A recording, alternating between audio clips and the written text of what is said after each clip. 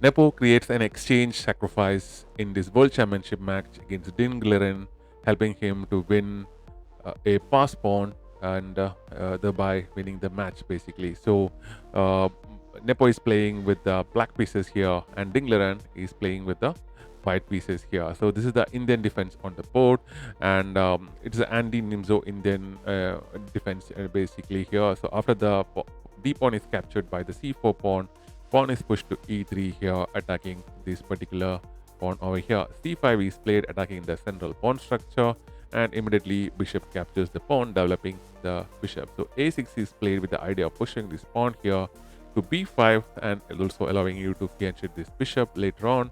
So castles on the king side, and bishop comes to C6 and knight jumps to C3. Knight jumps to C3 and knight comes to C6 and knight comes to C3 here, and B5 is played now, attacking this bishop over here. So bishop drop backs to D3 and bishop to B7, fianchetting this bishop, and this bishop is already a pretty dangerous piece on this semi-open dark light square diagonal over here. So pawn is pushed to A4 here, attacking the pawn structure, and if it's not if you do not capture it, or if you do not push the pawn, you will lose one pawn over here. So pawn is pushed to B4, attacking the knight, and the knight jumps to E4, and knight going to A5 is played, and knight captures the F6 pawn is played. The better move would be to capture this pawn over here, and once the bishop captures, you'll have this pawn here, and you could go for capturing it later on in the game. So instead of capturing it with the queen, Nepo goes for the capture with the pawn over here. So this allows the rook to come over here and launch an attack on the castle king. So pawn push to E4 and pawn push to C4 now with the help of this knight over here, and bishop drop backs to C2, and queen now comes to C7 now. Bishop to D2 is played, attacking the pawn over here. So you need to have this bishop over here for that. So rook comes to G8 is played. A better move would be to go for castling here. And now once rook comes to C1, immediately Nepo castles on the queen side now. So bishop goes to D3, and because this pawn is pinned, you cannot capture. If you capture, your queen will be gone. So king gets away to B8, and still this threat is here, so you still cannot capture.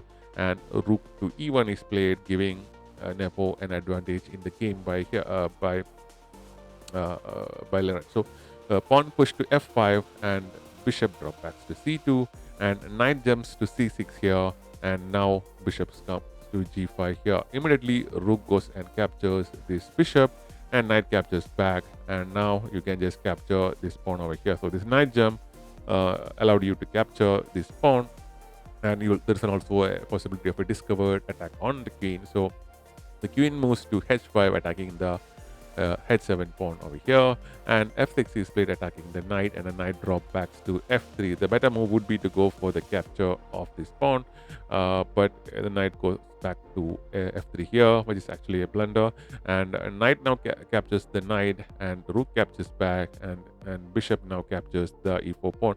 You could also play this pawn push over here, but Nepo went for this other line.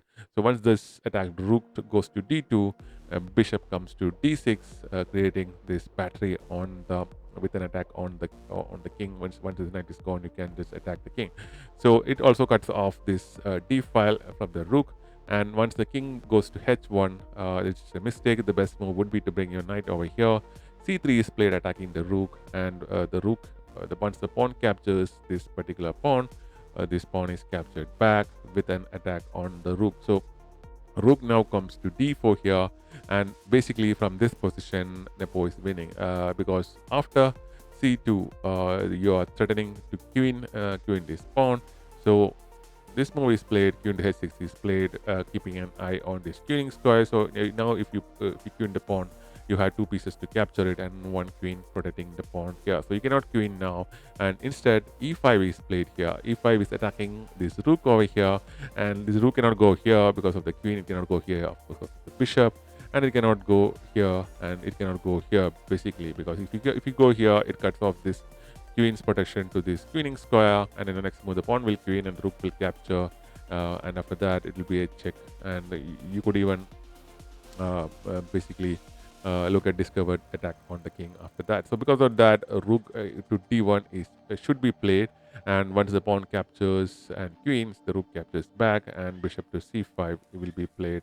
So because of this, as of this position, basically Dingleren designed the games, and Nepo won this round 2 match of the World Chess Championship match. So thanks for watching. We'll be back with more such videos of World Championship in the same competition.